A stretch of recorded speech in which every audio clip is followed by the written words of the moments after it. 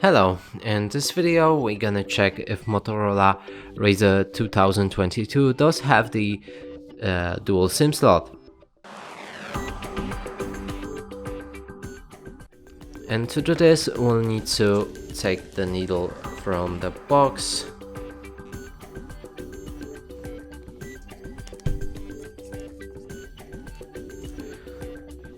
then locate the SIM slot, which is on the bottom right here.